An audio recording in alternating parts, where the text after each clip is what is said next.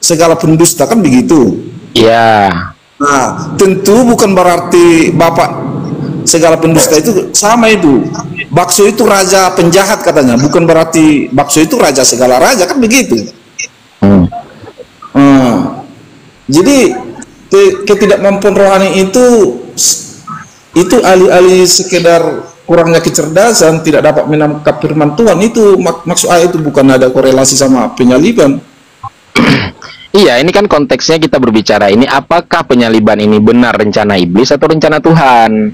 Nah, kalau kita lihat dari urutan kejadian, urutan ayatnya, bahwa ini semua adalah rencana dari iblis. Dari yang pertama, ketika Yudas dirasuki iblis, kemudian membisikkan Yudas.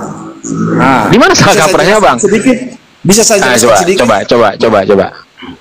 Di situ, Yudas itu waktu dipengaruhi iblis, orientasi Yudas itu, ini narasi saya ya. Silakan. Nah, bukan jadi justifikasi ya, ini rasa kita beranalogi kan. Ya, silakan. Nah, tentu di situ orientasi Yudas itu kan 30 keping perak itu sebenarnya. Karena dia pada saat itu merupakan bendahara di antara murid-murid Yesus ini, sehingga dia sudah menuhankan uang, sehingga dia orientasinya bukan untuk penyaliban, artinya dia kasih tahu di mana keberadaan Yesus pada malam hari itu. Bukan berarti dia untuk berencana untuk menyalibkan Yesus, supaya mempermudah tentara-tentara Romawi keberadaan Yesus. Itu sebenarnya orientasinya dia jelas kok di situ, uang 30 perak. Gini. Kita tadi kan Abang mengajak beranalogi ya. Kita beranalogi nih. Kalaulah penyaliban terhadap Yesus ini adalah kehendak atau rencana dari Tuhan, maka seharusnya iblis menggagalkan rencana Tuhan, karena itu rencana untuk menebus dosa manusia. Kenapa? Di zamannya Adam, ya, iblis menggoda Adam sehingga Adam jatuh ke dalam dosa. Benar?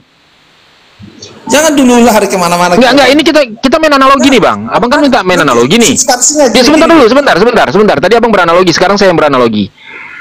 Adam jatuh ke dalam dosa atas bujuk rayuan dari iblis.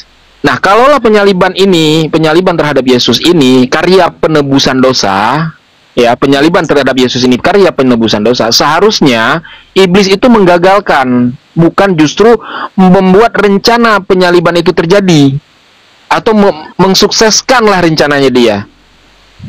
Ya, kalaulah itu memang kehendak dari Tuhan, maka iblis, Yudas, dan imam kepala, bahkan itu tentara Romawi, itu tidak bisa disebut mereka penjahat. Kenapa? Karena mereka menjalankan kehendak Tuhan. Tetapi faktanya Yudas dikatakan pengkhianat. Loh, kenapa jadi pengkhianat kalau memang dia itu rencana dari Tuhan? Seharusnya dia menjadi pahlawan karena Yudas menjalankan kehendak Tuhan. Karena Tuhan memakai dia untuk menjalankan kehendaknya. Itu resiko ketika Tuhan yang mengatakan bahwa rencana Tuhan itu untuk penyaliban Yesus. Nah, tetapi kalau seandainya iblis yang dijadikan rencana iblis, maka iblislah yang menjadi juru selamatnya. Karena perbuatan iblis, maka orang Kristen hari ini menikmati hasilnya itu. Makanya tadi saya bilang, Bang, abangku, bahwa Yudas itu orientasinya untuk 30 keping perak. Jadi apapun orientasinya, tetapi skenario itu adalah skenario penyaliban. Buktinya kan Yesus bukan gara-gara penangkapan itu hasutan para imam-imam ketua, dan itu penyebab kenapa Yesus ditangkap. Yesus ditangkap ini kan karena hasutan, karena fitnahan orang-orang pendeta, kan karena fitnahan. Jadi ini skenario, Bang. Ini saya jelaskan sedikit ya. Skenario kenapa Yesus ini ditangkap, karena kan dia dianggap ingin makar. Dia dianggap menghujat Allah. Itu sebenarnya fitnahan, sebenarnya tuduhan itu tidak benar. Itu fitnahan dari pendeta-pendeta Yahudi pada saat itu. Imam-imam kepala itu memfitnah Yesus. Kan begitu, sehingga dia ingin ini skenario, Bang. Bentar dulu. Ini skenario kenapa dia ditangkap. Kenapa dia ingin disalibkan. Itu kan skenarionya. Nah, maka ketika Yesus sudah mulai tahu dia akan ditangkap, akan dibunuh, maka dia melarikan diri, kan begitu, bersembunyi dia. Nah, kemudian datanglah iblis merasuki Yudas, kemudian membisikkan ke dalam hati Yudas untuk mengkhianati Yesus. Masuk juga dia ke dalam skenario ini. Oke? Nah, setelah Yudas berkhianat, kemudian menunjukkan persembunyiannya Yesus, sehingga Yesus ditangkap. Nah, setelah penangkapan, maka Yesus Abang salah bang kalau bilang persembunyian, beda dong. Loh, Yesus kan bersembunyi, Bang. Bukan bersembunyi, kok bersembunyi? Ya. Gimana Yesus nggak bersembunyi? Bukan bersembunyi dong, memang orang gimana itu Bang? Bang Tofu jangan gitu ngomongnya. Udah jelas kok di sisi Pak Yudas kan dia tinggal bawa. Buktinya kan dia diadili. Makanya dengarkan dulu biar enak diskusinya kan begitu. Gini. Seandainya Yudas tidak memberitahu keberadaan Yesus, apakah tentara-tentara Romawi dan imam-imam itu tidak menangkap Yesus? Penangkapan itu tetap akan dilakukan. Makanya saya katakan tadi, awalnya Yesus ini ingin ditangkap, Bang, karena dia difitnah oleh imam-imam kepala, kan begitu, atas tuduhan-tuduhan itu. Nah, Yesus ini tidak menyerahkan diri, Bang. Dia melawan, dia melarikan diri, bahkan dia mempersiapkan murid. Di mana melarikan? Dia tunjukkan ayatnya. Yesus bukan menghindar pada saat itu, memang udah schedule-nya mau Yohanes 10:39. Sekali lagi mereka mencoba menangkap dia, tetapi ia lolos dari tangan mereka. Itu lolos melarikan diri atau dia diam saja, Bang? Lolos. Bukan melarikan diri. Anda kok framing? Oh, framing ini dalil dah. Bukan itu dalilnya. Itu bukan melarikan diri, Bang. Bukan. Karena memang tidak ada kesalahan Yesus, makanya tidak ada dalil orang itu untuk menangkap. Tapi dia lari, Di mana lari? Gini, Bang. Ketika polisi tidak mempunyai alat bukti yang kuat, kan kadang orang bisa nggak ditahan. Polisi datang untuk menjelaskan keterangan. Yohanes 8:59. Mereka mengambil batu untuk melempari dia, tetapi Yesus bersembunyi dan meninggalkan bait Allah. Yohanes 10:39-40. Sekali lagi mereka berusaha menangkap dia. Dengarkan, sekali lagi mereka berusaha menangkap dia, tetapi ia lolos dari tangan mereka. Kenapa bisa lolos? Apakah karena ayat itu kan? Ketika Yesus mengatakan bahwa dialah anak Allah itu yang akan datang itu, maka orang-orang Yahudi tidak setuju. Makanya Yesus mau dijatuhkan ke jurang itu dan mau menangkap dia. Saya koreksi ya. Yohanes 8 ayat 59 Anda cari framing. Itu judulnya aja menyangkut Abraham kok apa hubungannya ke penyalipan? Iya, dibaca itu kan ngambil framing. Sabar Bang. Yang 859 tidak ada hubungan dengan penyalipan. Ambil coba Bang baca. Coba Bang baca. Tentang apa itu? Tentang apa tuh? Ya, tentang Yesus sudah ada sebelum Abraham. Ya, terus? Iya, ikan kecil kan. Orang aku bacakan Bang ya, dari 56 ya Bang ya. Aku bacakan Bang ya. Aku bacakan yang Bang ya. Abraham bapakmu bersuka cita bahwa ia dari berapa? 48. Oh, kepanjangan. Ngapain jauh-jauh kali? Satu perikop lah, jangan ambil yang terakhir itu. Oh, kalau satu perikop Abang aja yang bacakan, Bang. Abang yang bacakan, saya mendengar. Perikop capek lah, Bukan, kamu yang bacakan saya. Gini, enggak ada korelasinya sama Pak. Karena ini masalahnya kalau hanya ini awal mula dia melarikan diri, awal mula dia ingin dibunuh. Ini awal mulanya. Bukan. Abang salah. Gimana sih? Orang jelas kok Yesus sudah ada sebelum Abraham. Itu judulnya yang disebutan Yohanes 8. Anda kok benar Bang, tetapi atas ini kan, makanya baca di dalam dari ayat 57 ya jelas. Nih ya, dari 56 ya. Abraham bapakmu bersukacita bahwa ia telah melihat hariku dan ia telah melihatnya dan ia bersukacita. Yeah. Maka kata orang-orang Yahudi itu kepadanya, umurmu belum sampai 50 tahun dan engkau melihat Abraham, kata orang Yahudi. Kata Yesus kepada mereka, aku berkata kepadamu, sesungguhnya sebelum Abraham jadi, aku telah ada, kata Yesus. Maka 59, dengarkan. Lalu mereka mengambil batu untuk Lalu mereka mengambil batu untuk melempari dia, tetapi Yesus menghilang dan meninggalkan bait Allah. Inilah penyebab pertamanya kenapa Yesus ingin ditalibkan, karena dia dianggap menghujat Allah. Kan masih ada penyaliban di situ ranahnya, Bang. Memang ini belum penyaliban nanti. Ini penyebab runutan. Kan saya ceritakan tadi, ini runutan awal terjadi penyaliban. ini bukan sedang berbicara konsep penyaliban, ini awal terjadinya ingin disalibkannya dia. Bang, hubungannya Bang, jangan coba-coba satu ayat soal framing ke situ nggak boleh. Itu bukan ada langsung ke situ. Tahu harus nggak? kita Nih, paham. bentar Bang Bakso, saya jelaskan sama dia. Penyebab Yesus disalibkan ada 3 poin. Satu ya, Yesus mengusir orang Yahudi di Bait Allah, Yohanes 2:13-24. Yang kedua, Yesus dianggap menghujat Allah di Markus 14:6-4. Dan yang terakhir, Yesus dituduh sebagai nabi palsu dan melawan hukum Sabat. Lukas 6 ayat 11, Lukas 6 ayat 1-11. Itu dasarnya Bangku, bukan yang tadi kau congor-congorkan itu yang di Yohanes tadi yang menyembuhkan orang buta itu. Waktu menyembuhkan orang buta dianggap dia bilang yang saya katakan Bang, ini skenario penyaliban dari awal skenario. itu kenapa Yesus ingin satu-satu kalau ngomong. Namanya Bibel itu ada skenario. Setelah dia melakukan itu, maka masuk orang-orang itu ingin menangkap dia. Apakah dia menyerahkan diri pada saat ditangkap? Ingin ditangkap? Dia lari sebentar. Dia lari. Dengarkan dulu. Dia lari atau dia menyerahkan diri? Aduh, kau ini nggak bisa semua ngomong ini pening aku dengar. Bukan abang mau framing ayat ke hal-hal yang nggak bagus. Lah sebenarnya saya tanya, ketika dia ingin ditangkap, dia melarikan diri atau menyerahkan diri? Bukan melarikan. Ngapain dia melarikan diri, orang dia nggak bersalah? Ngapain dia lari? Dengar, Bang Toko, di situ malam itu dicium siapa? Yudas. Apakah dia melawan? Justru si Simon Petrus yang melawan, kasih pedang. Kan disembuhkan lagi. Iya. Masalahnya di mana? Dia ikut digiring ke pengadilan. Pontius Pilatus mengadili. Itu saksi sah. Bilang, bentar. Gini loh Bang. Ya, bentar, Wira sama Baso ini. Untuk membantah narasi itu semua. Bentar dulu, Baso. kurang keras suara Putri. Tambah suara Putri. Ya, aku teriak. Aduh, orang kalian. Suaramu kecil. Aduh, perasaan aku udah teriak deh. Makanya kamu mute dulu, gantian. Oke, diam. Bentar, Teguh. Bentar gini. Gini, Wira sama Baso. Kami kan udah ngomong dari tadi, aku sama si Teguh. Apakah Yesus melarikan diri? Ya, dia melarikan diri sampai ke bukit-bukit apa namanya, Teguh? Sampai dia berdoa semalaman. Dia tidak menyerahkan diri. Jadi bedakan antara melarikan diri dan menyerahkan diri. Saya umpamakan, saya melarikan diri ke hutan.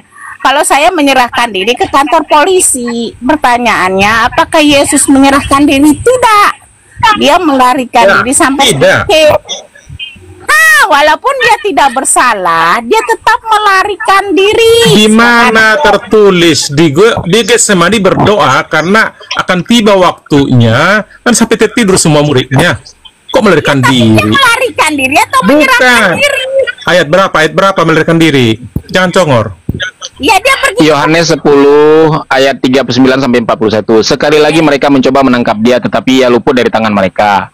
Kemudian sampai 40. Kemudian Yesus pergi ke seberang Yordan ke tempat Yohanes Pembaptis dahulu, lalu ia tinggal di sana. Dan banyak orang datang kepadanya dan berkata, Yohanes memang tidak membuat satu tanda pun, tetapi semua yang pernah dikatakan Yohanes tentang orang. Lah ini dia Yesus melarikan diri, Bang. Judulnya, dengar dulu, judulnya jelas. Anda ambil kisah mau penyalipan. Buktinya waktu dibilang Mbak ini dibilangkan diri, botol ya. Buktinya dia berdoa di situ yang dibilang kalau bisa cawan ini, tapi kehendak menjadi. Artinya udah bahkan ada waktunya. Betul kan? Di situ Yudas sudah kena apa sogok, mengkode bahwasanya dicium tanda-tandanya. Baca aja Bu. Orang itu Yesus. Di Yohanes 11:53-54 itu juga Yesus cerita tentang sebelum penyaliban itu. 8:11 ya. Yohanes 11:53-54. Oh, Yohanes 15. Yohanes berapa? Yohanes 11.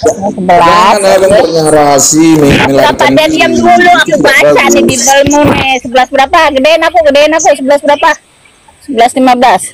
54. 11:53-54. 53. Mana 5? 53. 51, 52, 53. Oke, 53. Oke. Nih ya. Coba Yohanes ya. Persepakatan untuk membun Yesus ini ya tulisannya sini. Oke. 53-nya.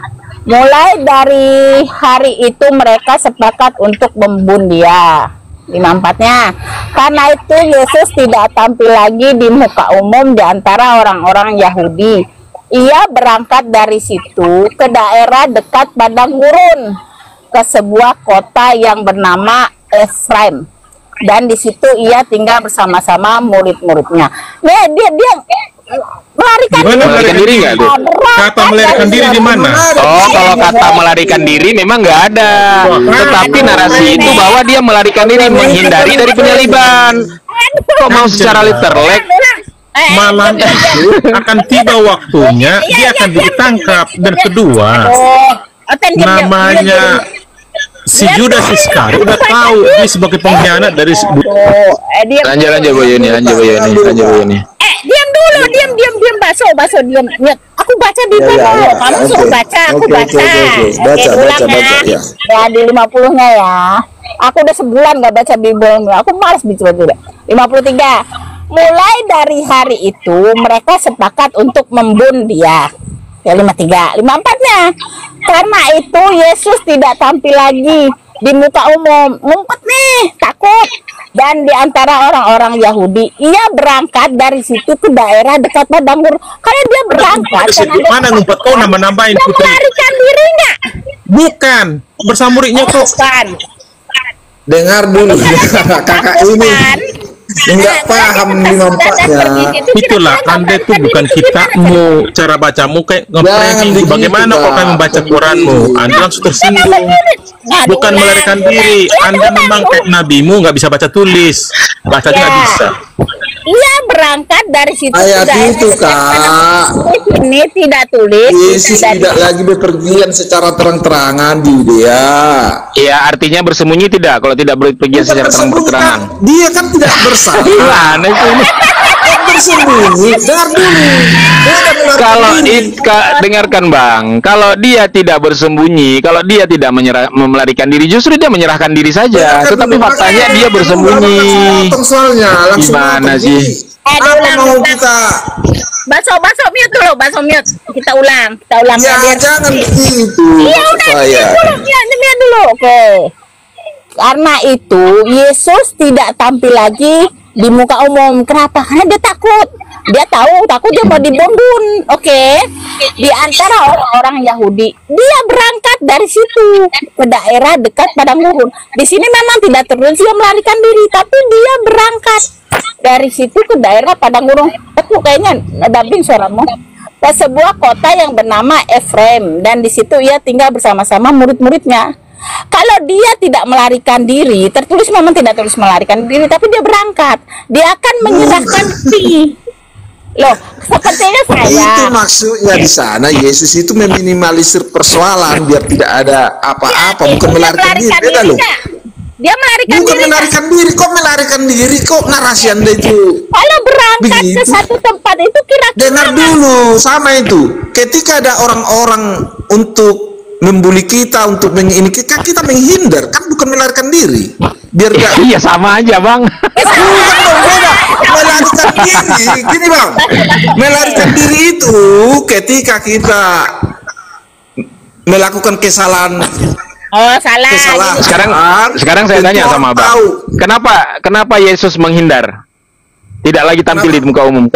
Kenapa Yesus menghindar? Minimalisir biar bukan jadi persoalan gitu aja. Supaya dia nggak ditangkap. Gimana sih? Bukan. Gimana sih Pak? Bukan ditangkap. Takutnya dia dianiaya orang-orang di situ. Bang, baca Bang ya. Mulai dari hari itu mereka sepakat untuk membunuh dia. Oke? Iya. Oke. Nah, karena apa? Karena itu karena apa? Maksudnya coba baca lagi. Nih, aku tunjukkan aja lah ya. Bentar, tunggu. Gimana sih ini?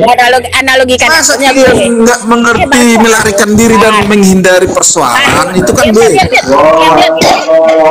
Itu kan sangat tidak etis itu. Iya, bentar, Baso. Mute dulu sebentar. Yang namanya melarikan diri itu berarti ada kasus kan begitu. Iya, diam dulu, diam. Bukan biar kalian paham.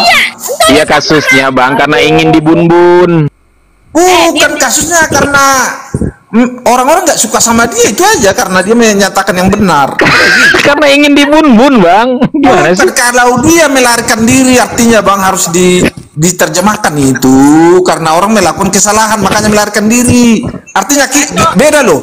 Kita pindah dari kampung kita ke Jakarta itu bukan karena kasus, tapi kalau melarikan diri. Bang, coba Bang baca nih Bang. Itu. Yohanes, coba Bang baca nih Bang. Yohanes 11:53 sampai 54. Nah, iya makanya sini. Mulai dari hari itu, ya, mulai dari hari itu mereka sepakat untuk membun-bun dia. Oke? Jelas ya? Oke. Lanjut kalimat 54-nya. Karena itu, karena apa? Karena ingin dibun-bun, karena penyebab ini, karena itu Yesus tidak lagi tampil di muka umum. Kenapa? Kenapa Yesus tidak lagi ingin tampil di muka umum? Karena dia ingin dibun-bun. Iya, tapi bukan melarikan diri kok. Gimana sih? Karena itu Yesus tidak lagi tampil di muka umum di antara orang Yahudi. Ia berangkat dari situ ke daerah dekat padang gurun. Kenapa dia berangkat? Karena dia pergi. Kenapa dia pergi? Karena dia ingin dibun-bun. Artinya ini melarikan diri. Aduh, ribet banget sih. Menghindari, Bang. Waduh, Abang gimana sih?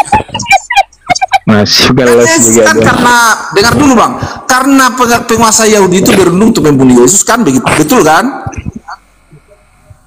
Bang, kan begitu. Dengar dulu, biar nanti dengar dulu. Kan para penguasa Yahudi itu kan berundung untuk membunuh Yesus. Ya. Karena Yesus berangkat ke padang gurun itu karena apa, Bang? Dipotong-potong. Oke, lanjut.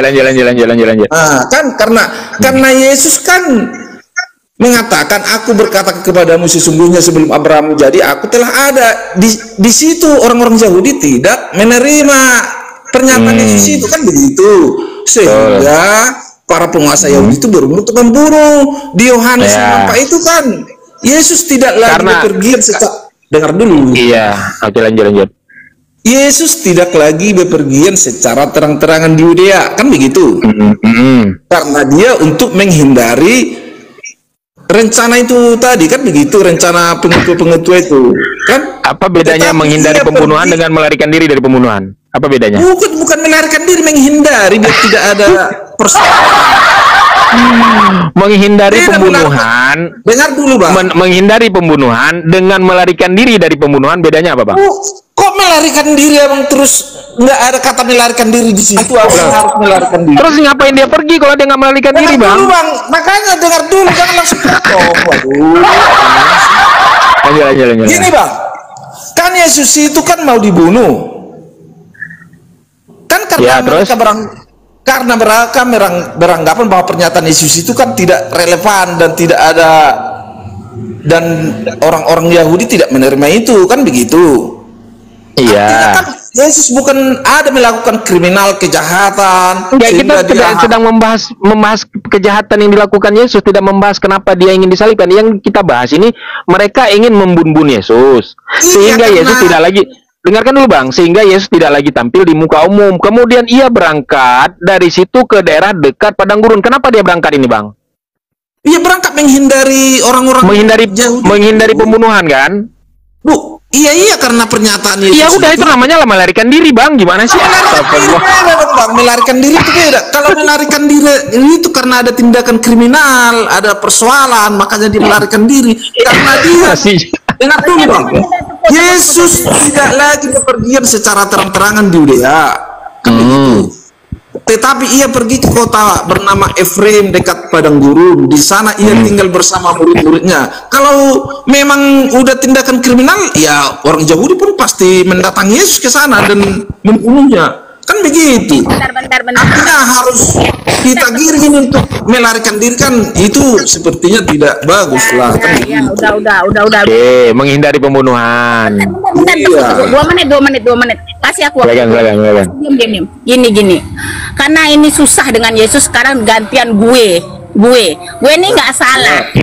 Gua nggak salah nih. Gua nggak salah. Oke, tiba-tiba ada orang bikin fitnah ke gua. ingin membun-bun gue. Karena gue tahu gua nggak salah, tapi gua difitnah orang. Gua nggak ke umum lagi, dan gua pergi. Berarti pergi itu berarti gua melarikan diri, gua kabur. Melarikan diri sama. Dengar dulu, melarikan diri itu tendensius sifatnya. Kalau menghindari itu dan pergi itu bukan. Ya dulu, gantian. Kasih 2 menit saya bilang gitu. Ini sekarang nggak usah Yesus. Kita nggak usah Yesus. Ini gue. Iya. Oke. Gue difitnah. Ketika difitnah gue nggak salah sama sekali. Kata gue ini mencuri duitnya Pak Lurah karena gue difitnah nih. Gue nggak bikin. Dan gitu sepakat satu kampung ingin membun-bun gue. Gue tahu gue nggak salah kan. Gue nggak ke umum lagi, gue nggak pergi ke musola lagi, katalah. Terus tiba-tiba gue melarikan diri nih ke Jakarta. Gue pergi berangkat ke Jakarta. Itu berarti gue melarikan diri. Kenapa? Karena melarikan diri. Waduh.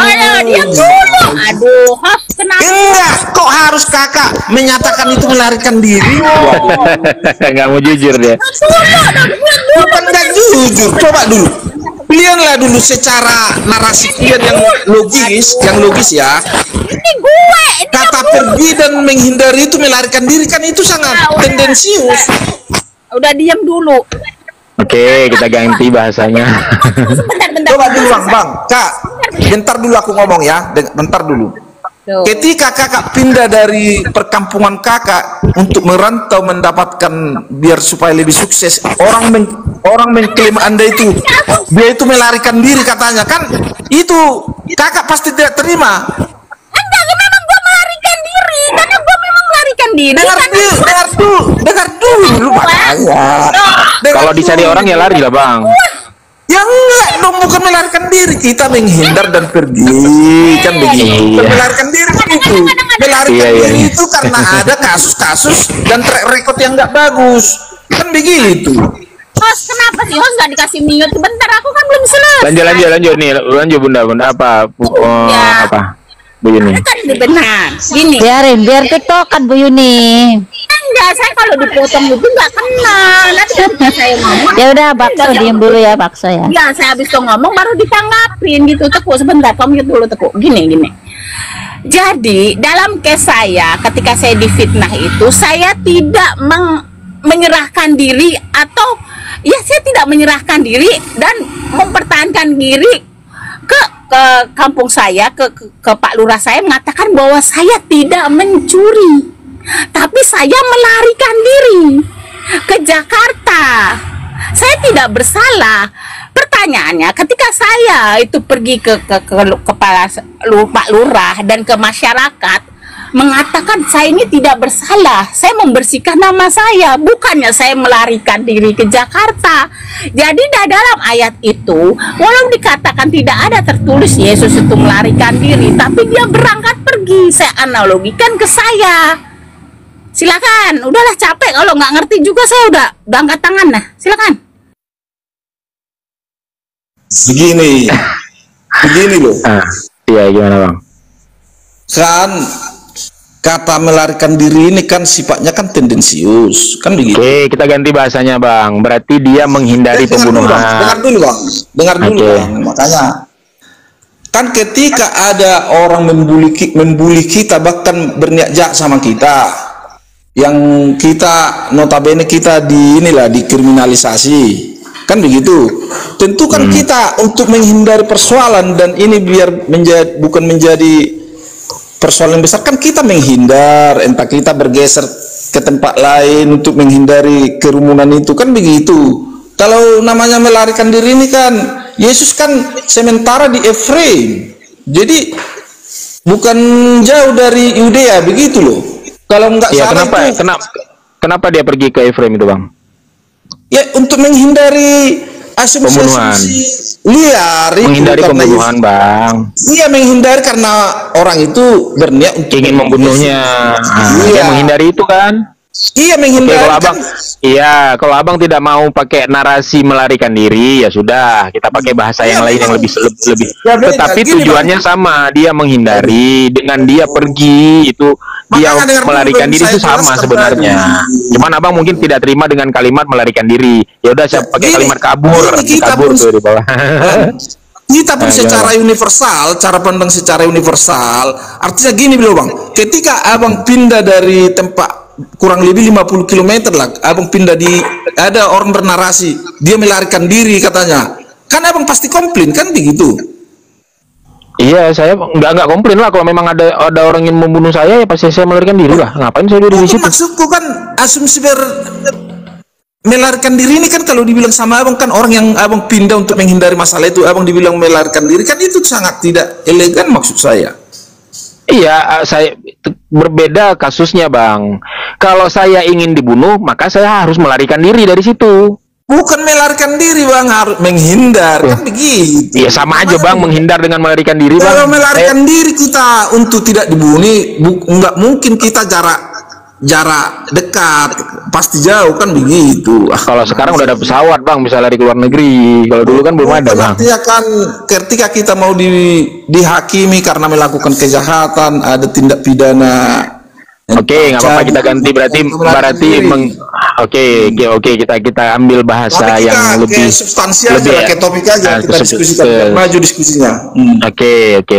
Artinya di sini Yesus menghindari karena ingin dibunuh sama orang-orang Yahudi. Kemudian kalau kita baca selanjutnya itu kan akhirnya mereka mencari kan. Mereka mencari Yesus dan sambil berdiri di bait Allah, mereka berkata seorang pada yang lain, bagaimana pendapatmu, aku akan datang jugakah ia ke pesta? 57-nya, sebab itu imam-imam kepala dan orang-orang Farisi telah memberikan perintah supaya setiap orang yang tahu di mana dia berada memberitahukannya agar mereka dapat menangkapnya. Artinya di sini Yesus bersembunyi karena tidak ada yang tahu dia di mana. Betul ya bang ya? Aduh, salah lagi bang. Sisi kan menghadapi Yesus memilih untuk menjauh dari keramaian, bersembunyi bang kan? Dan bersembunyi nggak tepat juga. Iya, kalau bersembunyi nggak tepat juga. Kok bersembunyi? Kalau bersembunyi itu bang, nggak mungkin dia tetap bersama murid-muridnya. Iya, sama-sama muridnya dia sembunyi bang. Iya mah enggak dong. Waduh, kalau bersembunyi harusnya dia berdiam sendiri, bukan ikut murid-muridnya. Oke. Kalau dia tidak bersembunyi, kenapa sampai orang Farisi ini telah memerintahkan setiap orang yang tahu di mana dia berada untuk memberitahukannya? Kenapa? Di situlah tentara-tentara Romawi dan para imam-imam kepala itu untuk mempermudah mengetahui keberadaan Yesus. Sebenarnya kan pergumulan Yesus kan di situ-situ aja, Yudea, Galilea, kan di situ-situ aja. Di mana makanya Yesus pernah Iya bang, belum ada mobil bang, makanya nggak jauh-jauh dia jalan kaki bang. Bukan ke situ ya, namanya kita kalau bernarasi begitu jadi kayak kan ada keledai bang Teguh, ada keledai. Keledai juga larinya seberapa lah larinya keledai. Diskusinya masalah belum ada ini kan ini persoalan. Enggak, tadi karena abang bilang jaraknya, kalau jaraknya di masa itu bang 50 kilo itu udah jauh bang. Karena apa? Mereka jalan kaki. Ya, orang itu kan namanya tentara sama kalau zaman itu 50 km kok jauh, sedangkan orang Israel dari Mesir ke tanah Kanan nggak jauh itu. Iya, di zaman itu karena belum ada kendaraan jarak 50 meter itu butuh waktu perjalanan bang. Kalau sekarang kita ke Jakarta aja. Ini loh bang, semakin zaman dahulu kejauhan itu 50 km dan 100 km itu nggak jauh waktu zaman dahulu karena memang sudah kebiasaan untuk menempuh jalan. Kalau bang, masalah menempuh itu memang bagi mereka nggak ada masalah karena mereka orang-orang kuat. Tetapi jarak 50 km masa itu dengan sekarang itu sama aja bang, nggak ada beda. Gimana sih bang ini? Iya, Orang Yesus terus bergumul dan mengajarkan berita benar pada saat itu. Artinya kan ukuran jauh itu dari dulu sama sekarang itu sama aja jauhnya jaraknya, Bang. Tidak ada mobil, tidak ada ini, kan itu tidak relevan lagi. Iya, kalau ukuran jauh, Bang, gini Bang ya, kalau ukuran jauh dari zaman dulu sampai zaman sekarang tuh ukuran jauh itu sama. Tetapi di zaman dulu jarak 50 meter, 50 kilometer itu mereka bisa berjalan kaki. Kalau kita sekarang nggak sanggup, Bang. 10 kilometer aja kita udah ngos-ngosan jalan. Ada kemana dia? Itu sebenarnya Ji. Artinya kan makanya Waalaikumsalam, Ustaz. Makanya tadi saya bilang substansinya kan ke penyaliban. Artinya gimana sekarang isu sentral penyaliban ini, bahwa penyaliban ini dengan pernyataan beberapa yang beranalogi ya, berasumsi bahwa itu adalah karya iblis, ada yang menyatakan, dan itu memang sangat itu suatu dinamika dalam diskusi, karena kita bukan pelaku sejarah dan bukan pelaku firman, kan begitu. Betul. Makanya tadi kita merujuk ke dalam teks kitab suci, ke dalam teks Bible itu sendiri. Iya, nah di dalam teks Bible sendiri itu bahkan Yesus sendiri mengatakan bahwa ini adalah rencana iblis itu sendiri. Kalau abang mengatakan ini rencana daripada Allah atau rencana daripada Tuhan, itu nggak ada dalilnya, Bang. Tuhan itu berencana untuk membunuh Yesus, nggak ada. Gimana ada dalilnya? Banyak dalil loh itu, bahwa Yesus itu merupakan rencana Allah untuk menebus dosa manusia, untuk membawa keselamatan. Di mana, Bang, dalilnya itu, Bang? Itu jelas di Mazmur 22, di Yesaya 53, di Kisah Para Rasul. Yesaya 53 itu bukan tentang Yesus, Bang, itu tentang hamba Tuhan, orang itu tentang Israel, berbicara itu tentang Israel. Nubuatan Mazmur sama Yesaya. Artinya Yesus itu akan ditombak, akan ini kan, dan nubuatan Nabi Mika, nubuatan Nabi Musa kan ada di situ. Jadi sebenarnya Bang, Yesaya 53 itu tidak bercerita tentang Yesus, Bang. Iya, bukan Yesus langsung disebut di sana. Dia akan itu tentang itu di dalam tafsirnya orang Yahudi. Dan tangannya. Coba abang baca Yesaya 53 ayat 10-nya. Siapa anak-anaknya Yesus? Kenapa? Yesaya 53 ayat 10. Yesaya berapa? 53 tadi.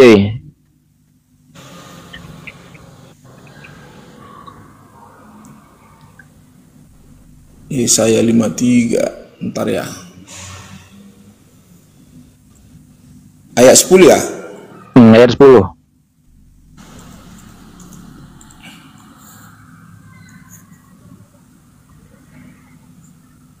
Tadi aku buka Yesaya 53. 53.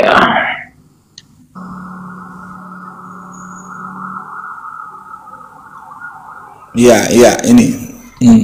Saya dapat. Apabila ia menyerahkan dirinya sebagai kurban bersalah, ia akan melihat keturunannya. Keturunan ini dari kata zera. Zera itu sperma atau benih. Siapa anaknya Yesus, Bang? Itu Yesaya 53, abang buka itu? Iya, Yesaya 53 ayat 10. Coba ya ayat 10 abang baca. Ini. Tetapi Tuhan berkehendak meremukan dia. Dia dengan kesakitan. Nah, apabila ia menyerahkan dirinya sebagai korban penebus, ia akan melihat keturunannya, kan begitu. Nah, keturunannya siapa, Bang? Kalau itu untuk Yesus, siapa keturunannya Yesus sekarang? Maksudnya keturunannya itu dia punya riwayat keturunan dari Daud, Nabi Daud sampai Yesus. Keturunannya dia, bukan nenek moyangnya dia, Bang. Keturunan dia, itu kan nenek moyangnya dia. Maksud keturunan di situ bukan keturunan itu, Bang, maksudnya benih, Bang. Nih, kalau abang buka di TL ya, bukan benih, maksudnya melihat keturunannya itu maksudnya diinterpretasikan sebagai keturunan rohani atau orang-orang yang percaya kepadanya. Nggak bisa, Bang, itu diambil dari kata zera. Makanya zera kita menuntut Yesus punya keturunan, Yesus sendiri nggak menikah. Makanya itu artinya itu bukan untuk Yesus nubuatan itu. Bukan itu tentang Bang, itu kitabnya orang Yahudi. Di dalam tafsirnya Yahudi, tafsirasi itu nubuatan untuk bangsa Israel. Jadi keturunan di situ adalah bangsa-bangsa Israel, bukan untuk Yesus. Dengar dulu, Bang. Nabi Yesaya jelas bernubuat bahwa seorang perempuan muda akan mengandung dan melahirkan seorang anak laki-laki. yang dinamai Immanuel, Allah beserta kita. Kan itu ya, yang lahir siapa, Bang? Oke, ya, di situ dulu. Nah, kenapa bisa jadi Yesus? Namanya Immanuel. Kenapa bisa jadi Yesus? Bukan, maksudnya dia dinamai Immanuel, Allah beserta kita. Gini. Ketika nubuatan terjadi gini. Oke, lanjut. Nubuatan ini dikenapi dalam kelahiran Yesus dari Maria sesuai dengan Injil Matius dan Lukas, kan begitu. Oke, Bang, aku tanggapi mengenai Immanuel ya. Itu ayat berapa tuh ya, Bang? Coba biar aku buka dulu, yang salah aku baca nanti. Kenapa? Iya, ayat berapa itu yang Immanuel, nubuatan Immanuel? Itu di ayat berapa ya? Lupa saya di ayat berapa itu ya. Immanuel berapa ya? Bentar aku buka dulu ya, Bang, ya, biar jangan salah-salah. Iya, saya 7:14. Sebab itu Tuhan sendirilah yang akan memberikan kepadamu suatu pertanda. Sesungguhnya seorang perempuan muda mengandung dan akan melahirkan seorang anak laki-laki. Ia akan menamakan dia Immanuel. Oke? Ya. Ketika malaikat mendatangi Sarah, kemudian mengatakan engkau akan melahirkan seorang anak laki-laki dan engkau akan menamai dia Ishak. Betul nggak, Bang? Yesus. Enggak, ini kepada Sarah dulu, bentar. Ketika nubuatan kepada Sarah, engkau akan melahirkan anak laki-laki dan engkau akan menamai dia Ishak. Yang lahir siapa namanya, Bang? Ya, yang mana? Iya, ketika kepada Sarah. Ya itu Sarah kan Ishak dari Sarah. Iya, nubuatannya engkau akan melahirkan seorang anak laki-laki dan akan menamai dia Ishak. Yang lahir Ishak. Ketika datang kepada Hagar, engkau akan melahirkan seorang anak laki-laki dan engkau akan menamainya Ismail. Yang lahir siapa, Bang? Ismail. Di dalam Yesaya 7 ayat 14, engkau akan melahirkan seorang anak laki-laki, ia akan menamai dia Immanuel. Yang lahir siapa, Bang? Ya, maksud Immanuel itu kan kata Kenapa jadi lahirnya Yesus? Kok lahir Immanuel? Orang siapa sih tokoh Immanuel? Kan bukan. Artinya itu kata sifat yang merujuk kepada Yesus. Makanya, Bang, ketika Abang menggunakan kitabnya orang, enggak, itu namanya Bang, itu namanya cocokmologi namanya. Kalau kita ketika kita sudah mengambil kitabnya orang, maka kita lihat di dalam tafsir mereka apa di situ. Di dalam konteks sejarah itu, Yesaya itu berbicara kepada Raja Ahaz, Bang. Ketika itu mereka takut diserang oleh Raja Aram atau razia namanya dari Israel Utara. Tanda Immanuel itu tanda langsung pada zaman Ahaz, bukan nubuatan kepada orang ke depan. Itu di zaman Ahaz itu nubuatan itu. Anak itu lahir di zaman itu, bukan di zamannya setelah itu. Itu di dalam tafsirnya orang Yahudi. Kan Abang ngambil kitab orang Yahudi nih. Kenapa Abang yang menafsirkan sendiri? Kan orang langsung itu kan jelas lo di situ bahwa iya, gadis muda itu kan di situ kan perempuan muda, bukan perempuan perawan. Kalau perempuan perawan itu Bunda Maria, itu gadis muda di situ itu bukan berarti dia masih perawan. Waalaikumsalam. Jelaskan di sana. Jangan dulu, Bang. Kan yang akan dinamai Immanuel kan itu kata sifat Allah beserta kita. Artinya ini kan nubuatan ini kan digenapi lewat kelahiran Yesus dari Maria menurut Injil Matius dan Lukas. Nggak cocok, Bang. Di sini kalimatnya, Bang. Inilah, Bang. Ia akan menamakan dia, bukan menjuluki dia di situ, Bang. Menamakan. Artinya namanya Immanuel, nggak boleh diganti-ganti. Ia akan dinamai. Kok dinamai? Akan menamakan. Immanuel atau Allah beserta kita. Itu artinya ngapain Abang artikan nama, Bang? Kalau nama semua Yesaya juga itu ada artinya. Ishak juga ada artinya. Yesus kan nih nubuatannya dengan Nabi Yesus lewat kelahirannya lewat Maria yang itu akan memberi namanya dia Yesus, kan begitu. Nah, yang lahir Yesus, namanya Yesus. Immanuel, ya namanya Immanuel. Kenapa Bang ganti jadi Yesus dia? Immanuel. Itu namanya cocokmologi, Bang. Ya, jangan terlalu harfiah, Bang, memaknai Immanuel itu. Ini kitabnya orang, Bang, sudah ditafsirkan, Bang. Immanuel itu kan Allah Allah beserta kita. Iya, itu arti Bang, arti dari nama Yesaya juga ada artinya. Semua nama-nama para nabi, semua nama-nama para nabi di zaman itu semua memiliki arti. Ismail, Tuhan mendengar. Makanya legitimasinya itu nubuatan digenapi oleh Yesus lewat Maria melahirkan dia, kan begitu.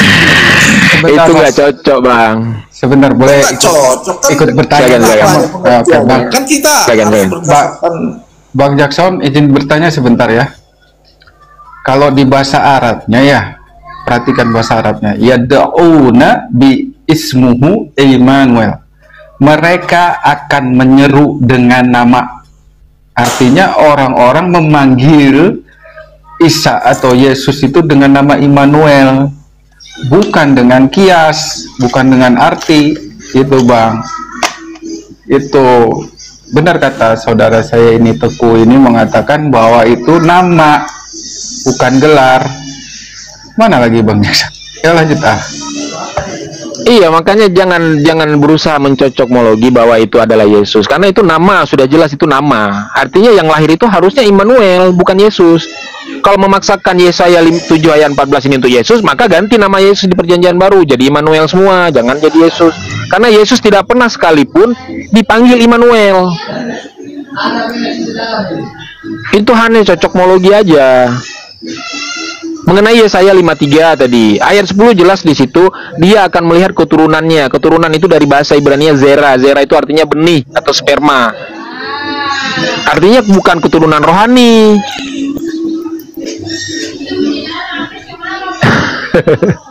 Kalau kita lihat terjemahan TL lebih jelas lagi. Tetapi adalah kehendak Tuhan juga menghancurkan dia dan persakitan dia apabila sudah diserahkan nyawanya akan korban karena salah, ia pun akan melihat benih dan melanjutkan umur, maka keridalan Tuhan pun akan beruntung oleh tangannya. Ini di dalam terjemahan lama itu benih malah ditulis di situ, bukan keturunan. Mana nih Bang bakso? Bakso urat apa bakso daging nih? Itu ada Bang Assalamualaikum warahmatullahi wabarakatuh. Waalaikumsalam. Bang P, gimana kabarnya, sehat? Alhamdulillah Bang. Aduh, siapa lupa di saya di dalam mangga ini. Nggak apa-apa, nggak usah diingat saya mah. Ini insinyur Kak apa Insinyur ini? Kafling DKI ya. Papua. Islam Kristen ya? Kristen. Halo, Kristen ya Bang ya? Ya, selamat sore. Selamat sore. Gimana? Mau nanggapi? Begini. Ya, menanggapi teman saya, bukan teman abang saya ya. Terima kasih. Ya. Bukan marah, edukasi kepada komal di dalam komal, terutama para yang bukan seiman kami ya. Jadi begini. Di dalam Bible yang lama atau disebut Kodeks Vatikanus dengan Kodeks Sinaiticus, memang tidak langsung dibicarakan secara faktual nyatanya bahwa Yesus akan lahir. Tidak, harus dia melalui implisif, artinya dia harus melalui akarnya dulu, tafsiran dulu, dari kejadian dulu, dari para nabi-nabi. Artinya kalau di dalam Nabi Yesaya dia sudah menjanjikan bahwa ada keselamatan. Jadi dalam keselamatan itu, orang Israel itu mengakui bahwa di dalam keselamatan harus ada benih asli dari orang Israel. Tetapi di dalam Perjanjian Baru, ada fisik dengan metafisik, dan Yesus tidak nyata secara langsung dengan orang Israel. Makanya orang Farisi dengan Yahudi membentangkan Yesus. Tetapi di dalam Injil Yohanes, dia sudah menyatakan pasal 1 sampai yang terakhir, bahwa dia itu adalah Allah yang turun dari sorga. Allah itu adalah menjadi seperti karya yang merubah seperti Yesus. Sebentar Bang. Sebentar Bang, jangan terlalu panjang. Di mana dalil bahwa Yesus mengakui bahwa dialah Allah yang turun ke dunia menjadi manusia, itu di mana Bang? Anda buka di Yohanes pasal 1. Sebentar, pernyataan Yesus Bang. Pernyataan Yesus. Iya. Yohanes pasal Begini. 1, sebentar Bang, sebentar. Ya, Yohanes pasal 1. Sebentar Bang, saya tahu ayatnya. Ini saya bacakan ya.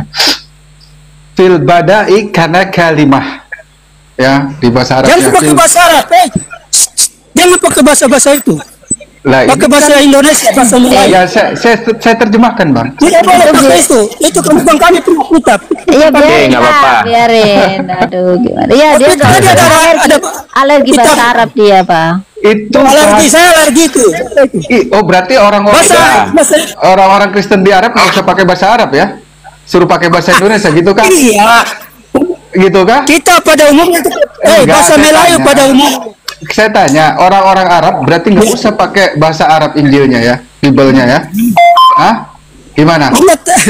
Kalau begitu cabut kata Injil, kata Allah, kata zakat dalam kitab Bible Anda. Karena Injil itu bahasa Arab, Allah bahasa Arab, malaikat bahasa Arab.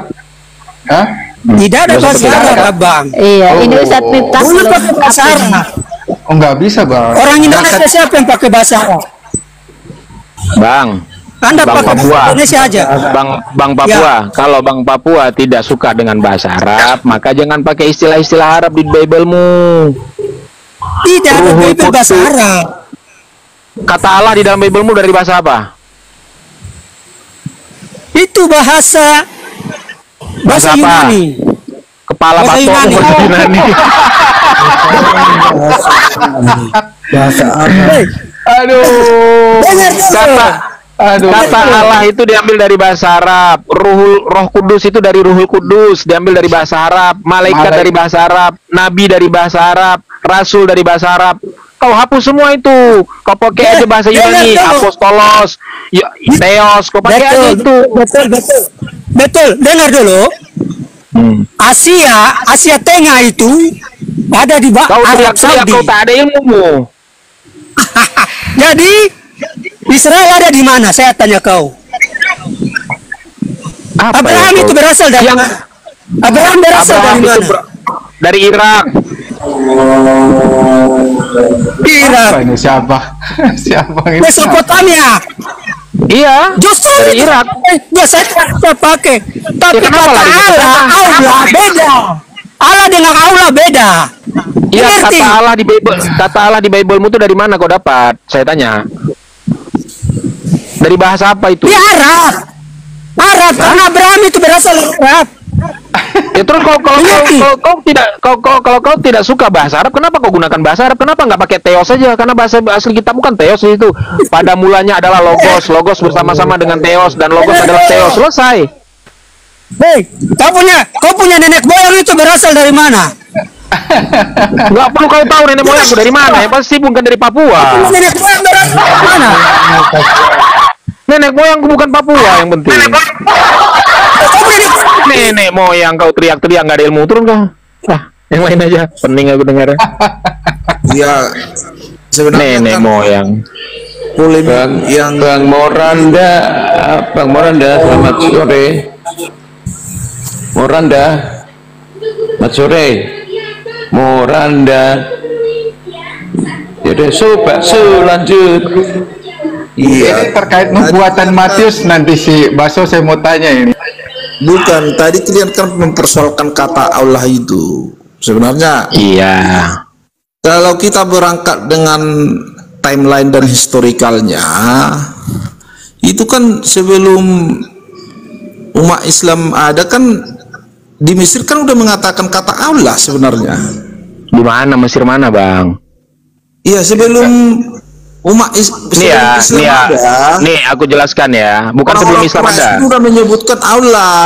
Benar. Bahkan dari zamannya Nabi Ibrahim juga sudah tahu Tuhan itu Allah.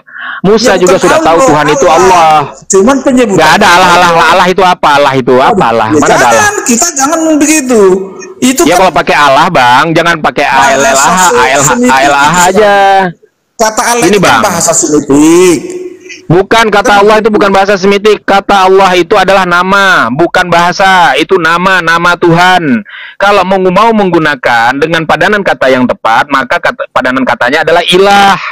Karena kata Allah di dalam Bible Abang diterjemahkan dari kata theos. Theos itu dalam bahasa Arabnya itu ilah, bukan Allah. Saya tunjukkan datanya. Oke. Biar abang ini ya. Ini kita buka terjemahan Al-Quran, terjemahan bahasa Yunani ya. Kalau Allah itu tetap Allah, dia tidak diterjemahkan menjadi Theos. Tetapi kalau Theos itu kalau ilah diterjemahkan menjadi Allah, jadi ilah. Maka kalau mau menggunakan bahasa Arab, mau menyerap bahasa Arab, maka gunakanlah kata bahasa Arab itu yang tepat. Ya, kemudian bukan begitu. Itu kata Allah itu serumpun dengan bahasa Semitik itu loh. Jangan begitu. Tidak ada serumpun, Bang. Bahasa itu bukan bahasa, itu nama. Bahasa Arabnya mau Allah, pakai bahasa, Bang. Mau pakai bahasa Ibrani.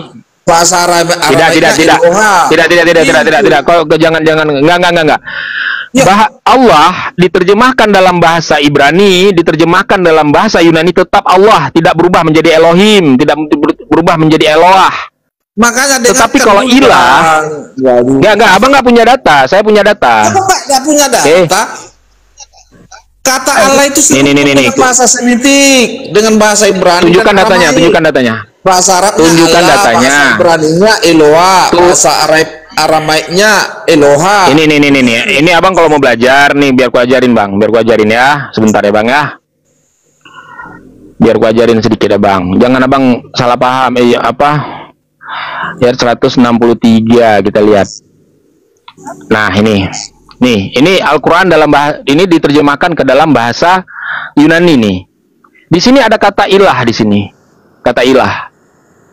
Kata ilah ini diterjemahkan ke dalam bahasa Yunani menjadi Theos. Theos ini apa? Kita terjemahkan, lihat Theos. Kita terjemahkan menjadi Tuhan ya.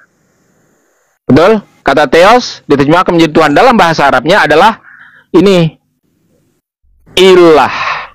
Paham ya Bang ya? Nah, kemudian bagaimana dengan kata Allah? Nih, kita lihat. Di dalam ayat berapa ya ada kata Allah. Bismillah. Iya, Bismillah aja ya. Jangan jauh-jauh. Berarti di Al-Fatihah aja kita buka, di surah Al-Fatihah. Fatihah ayat pertama. Nah, di sini ada kata Allah.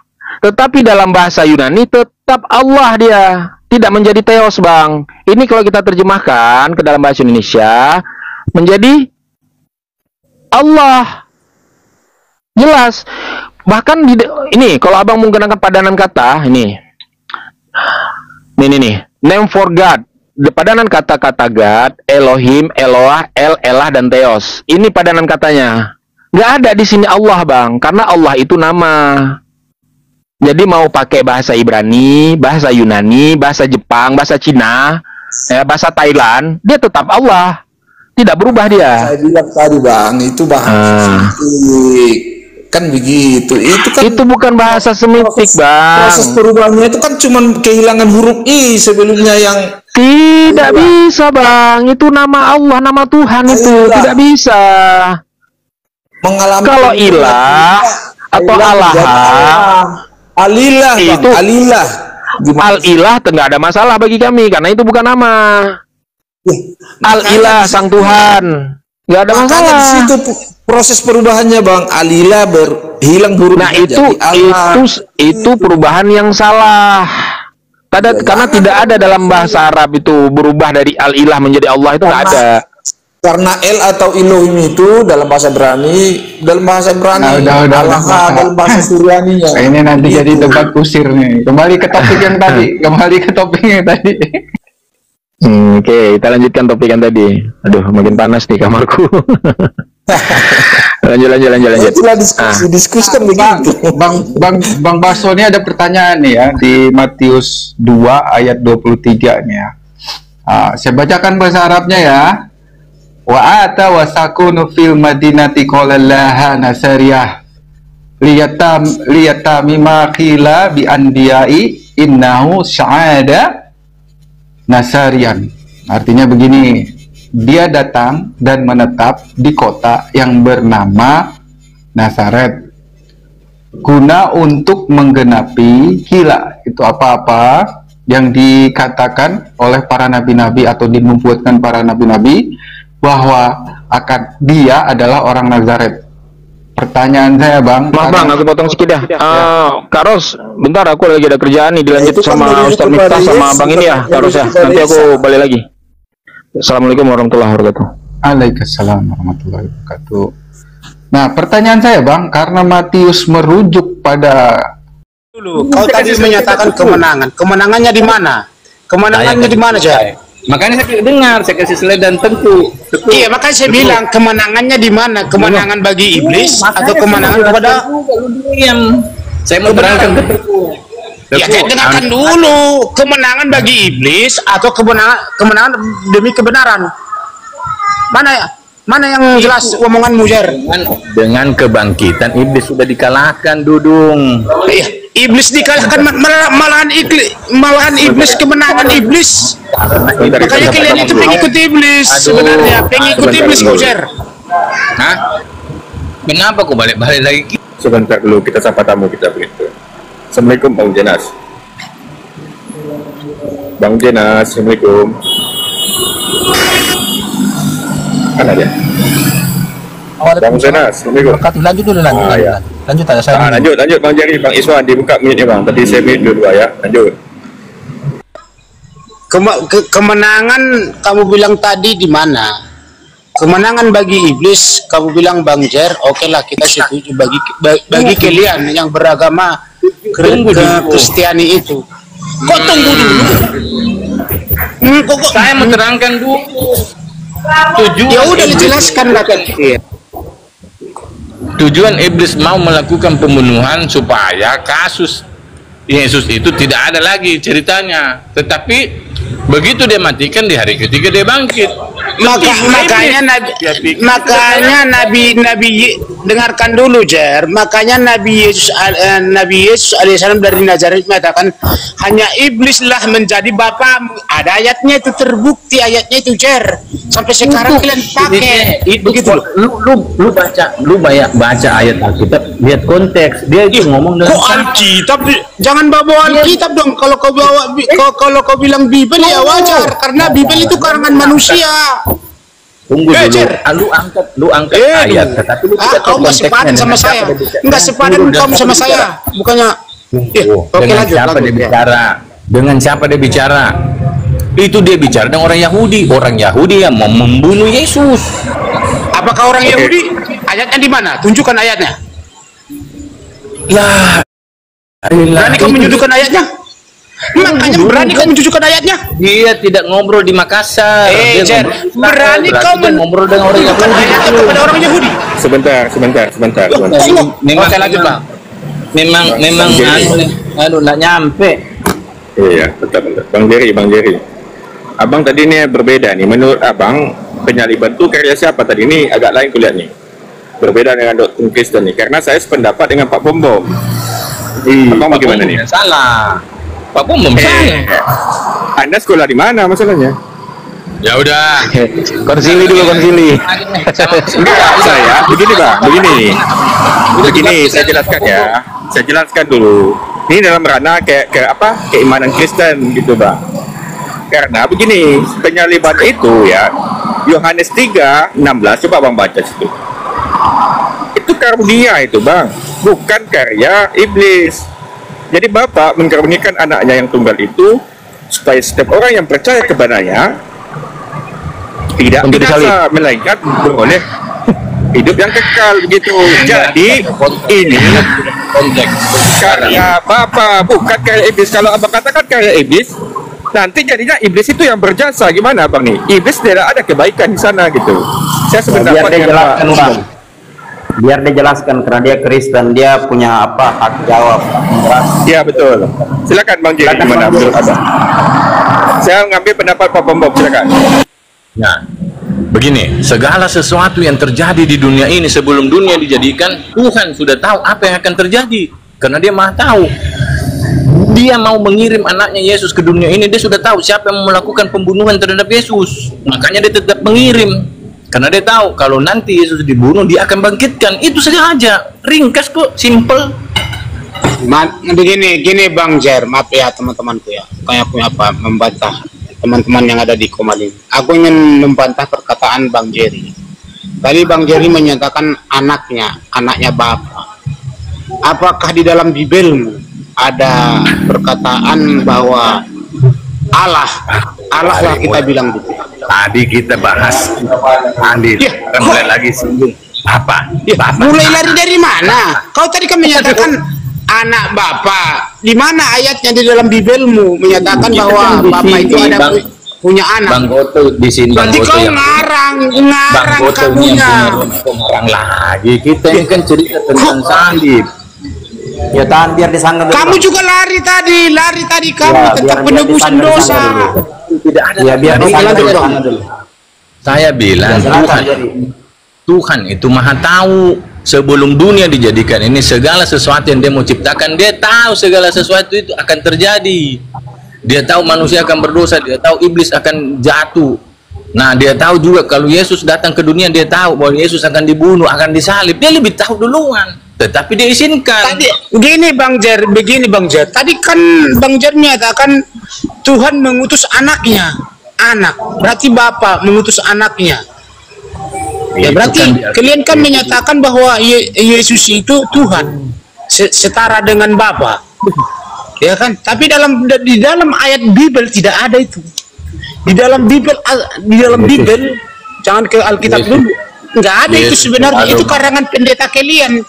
Aduh, Yesus selalu mengatakan Bang di dalam Injil Matius, Markus, Lukas, Yohanes, dia itu diutus oleh Bapa, dia itu diutus oleh Bapa. Nggak usah dilarikan kemana-mana dulu. Ini tentang penyaliban dulu ini. Apakah karya iblis atau karya Tuhan? Di sini kan saya bilang. Iya. Kalau aku sebenarnya gini, Bang Jerry.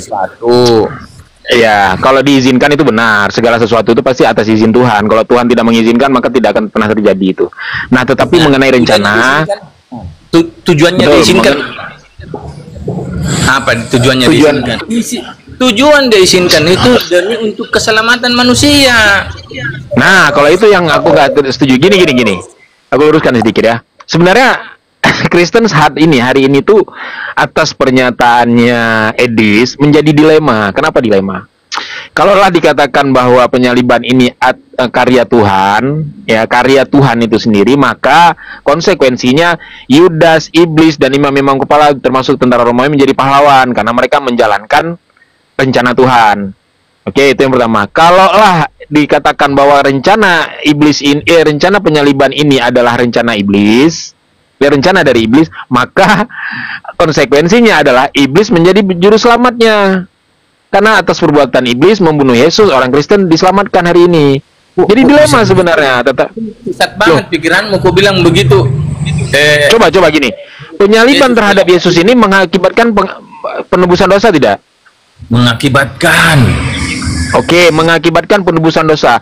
Penyaliban terhadap Yesus ini terjadi karena iblis, Yudas, imam-imam kepala, dan tentara Romawi bekerja sama, benar? Betul. Nah, siapa yang menjadi juru selamat? Yesus yang menjadi juru selamat. Yesus korban, Bang. Yesus korban. Yesus korban kejahatan yang dilakukan iblis, Yudas, imam-imam kepala.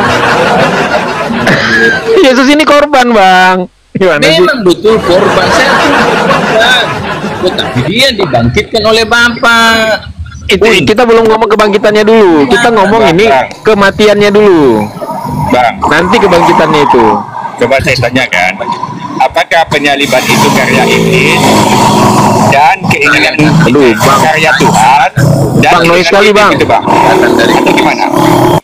Segala sesuatu yang jahat datang dari iblis. Jadi segala sesuatu yang ingin membunuh Yesus, ingin menghilangkan nyawanya, itu dari iblis. Benar. Artinya penyaliban terhadap Yesus ini adalah karya dari iblis. Nggak usah dibantah lagi itu. Terbantahkan udah itu. Karena kalau abang baca ya dari Yohanes 8, maka bacanya jangan langsung ini. Coba abang baca dari ayat 42-nya. Ini cerita satu kesatuan, salib, mati, bangkit. Tidak bisa. Ya. Tidak bisa ceritanya. Makanya ini kalau kita baca ini Bang, kalau kita baca ya dari Yohanes 8 ayat 42 di sini jelas sebenarnya ini. Siapa sih yang sebenarnya menginginkan kematian terhadap Yesus ini, Bapa atau iblis? Di Yohanes 8:42 kata Yesus nih ya, kata Yesus kepada mereka, "Jikalau Allah adalah Bapamu," kata Yesus.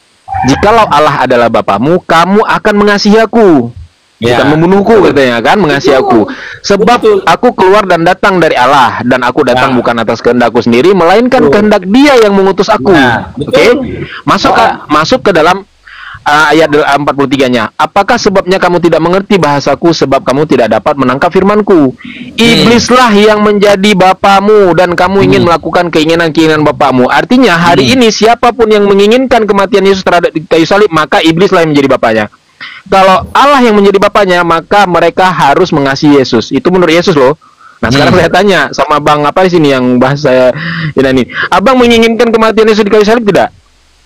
Justru kita bersukacita karena kebangkitannya, Dudung. Aduh, nggak ngerti dah.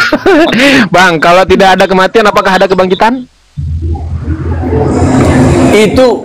Itulah yang dikatakan orang teologi paradoks. Makanya dengarkan dulu Bang, belajar Bang Tengku. Teologi. Begini Bang Jerry, dengarkan ya. Di dalam Bible kalian itu karangan manusia di abad keempat. Tadi kau membahas tentang kebangkitan. Sebenarnya kebangkitan ini dalam Bible tidak ada. Cuman karangan-karangan para pendeta kalian, pemuka-pemuka agama kalian. Anda yang mengarang tidak ada kebangkitan. Kok mengarang bukti itu? Dari mana buktimu? Tidak ada kebangkitan. Mana buktimu? Dari mana buktimu? Mana buktinya? Mana buktinya? Tanyakanlah para pendetamu yang apa itu? Bagian teologi, bagian apa ini? Seperti saya suruh tanyalah dulu Budi Asali. Kalau enggak siapa itu? Gini, dengarkan dulu. Kalau enggak itu yang namanya si PS Simon, Filipe Montopa. Filipe Montopa, PS Simon. Tunggu, saya tanya di mana buktinya? Di mana buktinya dikatakan? Berarti kau tidak memahami. Kau tidak memahami isi Bibelmu itu. Ya, sekarang saya minta di mana buktinya? Kau mengharapkan bokong yang ngontok. Kau lihat bokong yang ngontok. Dari tadi ku ngomong, kau kasih lihat saya buktinya ke saya. Di mana buktinya Yesus tidak? Kau kan menyatakan kebangkitan. Kau kan menyatakan kebangkitan. Karena ada tertulis. Itu karangan. Itu tertulis dari mana? Tunjukkan sama saya. Berarti kau tidak pernah baca Matius, Markus, Lukas, Yohanes. Iya. Kok Matius, Lukas? Ini Matius, Lukas, Yohanes ini. Lukas ini daerah siapa? Banyak ngomong. Kau tidak pernah baca. Udah, stop aja. Kenapa ada di ayat kalian ayat Roma? Padahal di zaman Yesus Roma nggak ada. Perikop kebangkitan. Ada perikopnya kebangkitan. Perikop. Di mana perikopnya? Kebangkitan di mana? Tunjukkan. Kenapa sih kau mau paksa?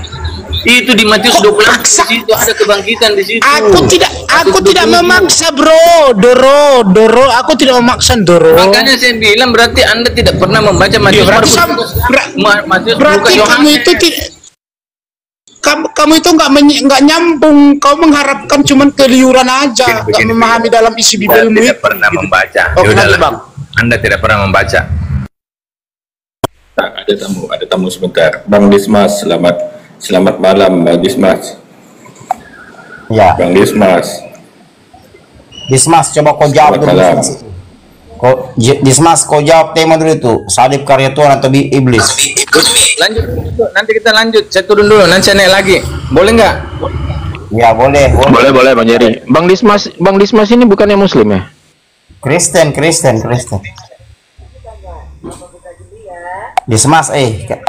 Dismas. Itu komennya di bawah, dia setuju kok iblis berjasa. Oh, ini si Efesus kan? Beda orang beda teologi. Iya, Efesus nih Bang. Saya dengan pendapat Abang nih, Bang ini. Karena saya sepakat dengan pendapat Pak Bombom.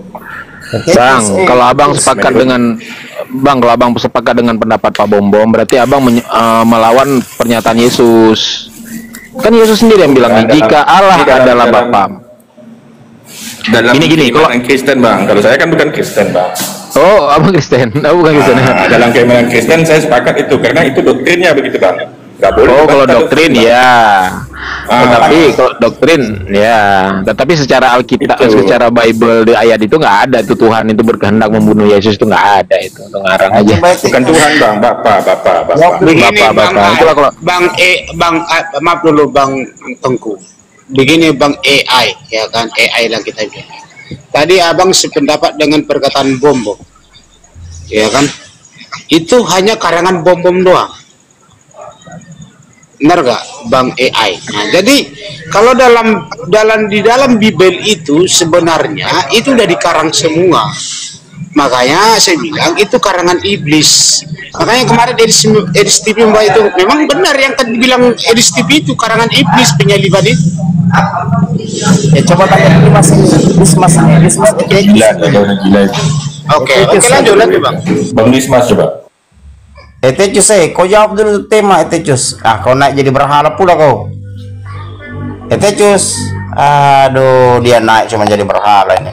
Udah turun kau. Begitu naik, tapi dia typing di bawah, gimana sih? Lucu kan dia ya kan bang. Begitu bang AI. Kalau memang bang AI setuju dengan Pak Bobo, berarti doktrin itu udah doktrin yang ke-10 udah lebih dari doktrin. Makanya saya bilang tadi memang maaf dulu bang. Ya lanjut bang. Nah, makanya apa yang dikatakan Edis TV itu memang benar, penyaliban Yesus itu karangan iblis. Makanya ketika Yesus Nabi Yesus dari Nazaret alaihissalam, ketika iblis datang mencobai dia, kan apa kata Yesus, Nabi Yesus itu, iblislah yang jadi bapamu katanya. Benar itu, ayat itu benar, cuman diselewengkan pemuka agama dari gereja dari bangsa Romawi. Begitu loh. Benar yang dikata Edis TV itu memang iya, itu ayat itu memang ada sebenarnya bang AI. Enggak ada yang benar ayat bang. Itu enggak ada yang benar bang. Makanya yang benar itu begini, oke lanjut bang ya. Grand plan-nya itu dari Bapak melalui nubuatan, tetapi keinginan iblis, itu bang, itu yang benar. Grand plan-nya itu nubuatan, itu dari Bapak, dan keinginan itu sebenarnya bang tidak ada dari Bapak itu, tidak ada dari Bapak itu, dari bukan nggak ada itu. Kalau memang kita bahas begini bang AI, kalau memang kita tentang nubuat, kalau memang kita tentang nubuat yang dibilang AI itu, kita larinya ke Immanuel. Ini bang, gini. Menurut keimanan Kristen, doktrin Kristen itu nubuatan. Iya, oke. Kita nggak boleh membantah itu bang, menurut mereka. Nah, menurut mereka ya kan, menurut mereka. Iya, ada nubuatannya menurut keimanan mereka, dan itu keinginan siapa kematian itu? Ada datanya, keinginan iblis. Jadi, Bapak dengan iblis ini kolaborasi bang. Kolaborasi. Bukan menurut. Iya, benar bang AI, benar yang dengarkan dulu bang AI. Benar yang dibilang bang AI, benar menurut keyakinan mereka. Tapi menurut keyakinan Yahudi dan Islam tidak. Kalau seandainya mereka membahas masalah Immanuel itu, benar. Yesus itu kan dalam perjanjian lama kan Immanuel, bukan Yesus. Kalau abang AI memahami ayat itu, Immanuel itu. Kalau menurut agama Islam, jelas bang, tidak dibunuh dan tidak disalib. Iya benar. Udah final, nggak ada pembahasan. Islam membantah semua. Al-Quran, kitab Al-Quran yang dibawa junjungan kita Nabi Muhammad, Nabi besar, dibantah semua itu, dibantah penyaliban ini. Makanya mereka itu tidak terima bang AI. Tidak terimanya apa? Karena udah digoyang orang Romawi dulu. Perhatikan kalau ketika Paus, orang Katolik berkhotbah, Paus pendiri Katolik di muka bumi ini, ya, tidak akan berani membahas ayat ini. Kalau ada yang berani membahas ini, si Paus membahas di dalam Katolik di Katedral Roma, Islam semua di seluruh muka bumi Islam. Makanya Paus itu tidak berani membongkar ayat itu. Perhatikan khotbahnya Jainul MZ almarhum sejuta umat. Sampai panas kupingnya si Paus yang keberapa itu dulu sebelum Paus ini, sebelum Paus yang udah tewas kemarin, yang datang kemarin ke sini, yang ketika Menteri Agama. Oke, lanjut Bang Goto. Kita sapa tamu dulu. Siapa aku? Selamat malam. Siapa aku? Assalamualaikum, selamat malam semuanya. Waalaikumsalam. Lanjutkan. Naik ke hotel lah. Kalau nggak ada hotel, segan pula. Boleh ya, kalau ada hotel, mau ini aja kasih pesan buat para oten-oten, coba pakai logikanya, ilmu logikanya dipakai. Pasti mereka udah sadar lah kalau kitab-kitab mereka itu semuanya kayak gitu loh. Nggak boleh Bang, pakai doktrin Bang, nggak boleh pakai akal Bang. Harus dilepas. Ya, doktrin. Ya, tapi kalau mereka logikanya dipakai, mereka sebenarnya sadar kalau kitab mereka itu nggak arti yang sebenarnya, bukan yang di Indonesia itu. Arti kitab mereka. Silakan Bang Jenas, menyampaikan. Oke ya. Makasih, izin turun Bang. Ya. Assalamualaikum. Waalaikumsalam. Lanjut. Makanya saya bilang Bang AI itu Paus itu pendiri Vatikan itu yang sekarang di Roma itu tidak berani dia membongkar ayat itu, tidak. Walaupun Katolik Romo yang di Nusantara ini tidak akan berani mereka ya, yang kemarin yang viral yang di TikTok itu, Romo dari NTT itu tidak berani Bang AI. Makanya Al-Quran dibongkar semua kebohongan Bible mereka. Kitab yang membongkar isi kitab mereka itu hanya Al-Quran, sampai mulai dari abad 1400 ke sini, atau abad ke-6 atau abad ke-7. Al-Quran yang membongkar isi batu karena udah menyimpang, udah disimpang mereka, udah diselewengkan. Makanya memang ada di dalam Al-Quran ahli kitab katanya. Tapi bagi kaum Yahudi Nasrani loh, Nasoro loh Bang Ai, bukan Kristiani, enggak. Nasrani. Bahasa Indonesianya Nasrani lah kita bilang. Kalau bahasa Aramaiknya Nasoro. Bahasa Arabnya juga Nasoro. Makanya Paus kan di muka bumi ini ada dua, Ortodok dan Roma. Kalau Ortodok masih sejalan dengan Islam karena ada kesejalan.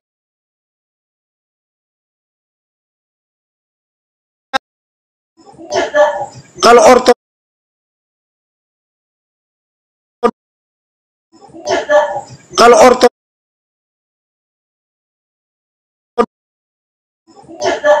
Ortodok